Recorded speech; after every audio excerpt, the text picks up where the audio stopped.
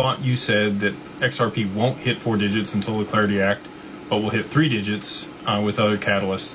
Did I mishear or misunderstand? You know, I really think 3 and 4 digits are both possible prior to the Clarity Act. I think that 3 digits is much more likely prior to the Clarity Act, and 4 digits could absolutely come after the Clarity Act. And the reason for that is it really can't start being used for back-end settlement until it's at least 3 digits at scale, you know, for the back-end settlement of the stock market or for SWIFT or for FX or commodities. And then, you know, once we know how it's regulated and how it can be used and transacted with, banks can already hold crypto to be able to settle transactions. The OCC has given them the authority to do so. So, you know, that means they can hold XRP. XRP, in my mind, is already a commodity here in the U.S.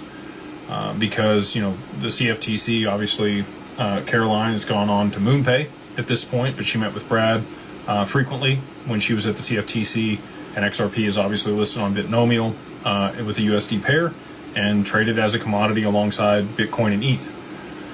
So, all that being said, I think it's in a unique position to be used in a crisis moment, and we'll have a supply shock that pushes it to at least 3 digits. But 4 digits could happen before the Clarity Act, but I think I don't have a certainty on that. It could be that 4 digits does not happen until after the Clarity Act is passed. The other thing I would say is I don't know when the Clarity Act is going to be passed. If we don't get to some type of consensus on it here in the next really week, it's going to be very difficult, and it could be a much longer path to market for regulation here in the U.S. So let's say, you know, we go another week, they finally get something drafted, it's put up for vote. Congress is really going to be focused on the funding bill toward the end of this month. If they don't get that passed, the government's going to shut down again.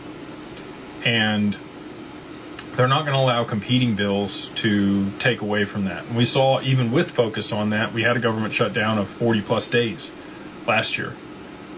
If, you know, something similar were to take place, we're really into March and midterms at that point. And, you know, Congress really won't get in the full swing of things again until mid to late Q2, maybe even early Q3, before they'd even be able to vote for the Clarity Act again.